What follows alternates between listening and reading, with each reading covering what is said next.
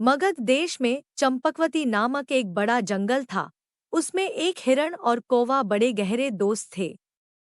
कौवा पेड़ पर तो हिरण उसी पेड़ के नीचे रहता था। एक दिन एक सियार ने उस हिरण को जंगल में घूमता हुआ देखा। इसको देखकर सियार सोचने लगा, इस मोटे ताजे हिरण का मीठा मांस कैसे खाऊं? जो भी हो, सबसे पहले तो इससे दोस्ती करता हूं। यह सोचकर सियार हिरण के पास जाकर चापलूसी वाले अंदाज में बोला, हे मित्र, तुम कुशल तो हो? हिरण ने कहा, तू कौन है?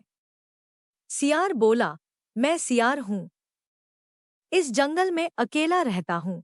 मेरा कोई नहीं है। तुम मुझसे दोस्ती कर लो, मैं तुम्हारे साथ रहूंगा। हिरण ने कहा, ठीक है, आज से हम दोनों दोस्त हुए।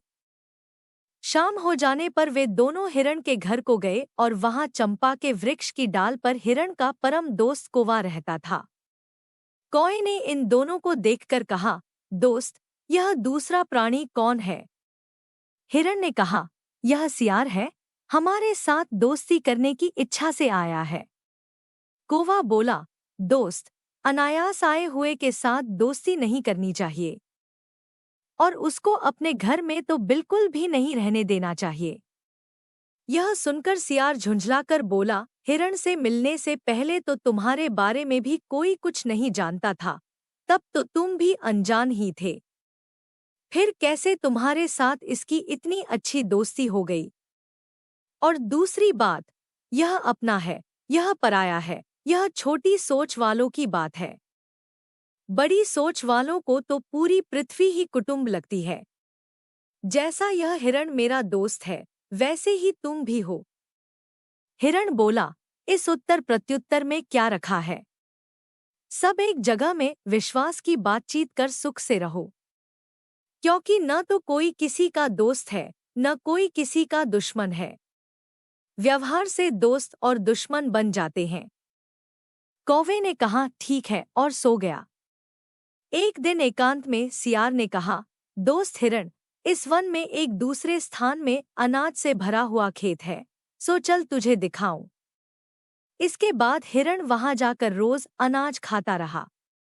एक दिन हिरण को खेत में चरते हुए खेत वाले ने देख लिया और उसको पकड़ने के लिए फंदा लगा दिया। अगले दिन जब वहां हिरण फिर चरने को आया तो जाल में फंस गया। इस बीच में सियार वहां आ गया और हिरण को वहां फंसा हुआ देखकर खुश होकर सोचने लगा, मेरी चाल से ये हिरण फंस गया। अब इसकी मौत के बाद इसका स्वादिष्ट मांस और खून लगी हुई हड्डियां मुझे जरूर खाने को मिलेंगी। हिरण ने जब सियार को देखा तो खुश होकर बोला, दोस्त, मैं फंस गया हूं। मेरा जाल काटो और मुझे जल्दी बचाओ। सियार जाल को बार बार देखकर बोला, यह बड़ा मजबूत जाल है दोस्त, ये जाल तांत के बने हुए हैं और आज रविवार के दिन इन्हें मैं अपने दांतों से कैसे छूऊं दोस्त? अगर तुम बुरा न मानो तो कल सुबह जो कहोगे वो करूंगा। ऐसा कहकर उसके पास ही वह खुश होकर झाड़ियों में छिपकर बैठ गया। उधर वह कौवा सांझ होने पर हिरण को नहीं आया देखकर इधर उधर ढूंढते ढूंढते वहां पहुंच गया। हिरण को जाल में फंसा देखकर बोला, दोस्त, यह क्या है? हिरण ने कहा, दोस्त की बात नहीं मानने का फल है।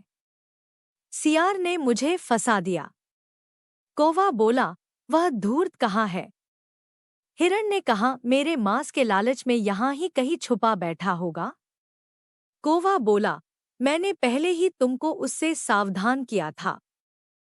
उपाय सोचते सोचते सुबह हो गई, लेकिन कौवा हिरण को नहीं छुड़ा पाया। तभी कौवे ने उस खेत वाले को लकड़ी हाथ में लिए उस स्थान पर आता हुआ देखा।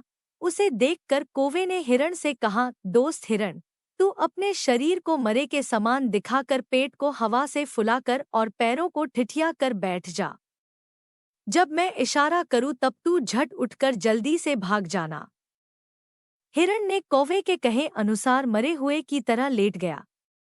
फिर खेत वाले ने प्रसन्नता से आंख खोलकर उस हिरण को इस प्रकार देखा, आहा, चलो अच्छा हुआ, यह तो अपने आप ही मर गया।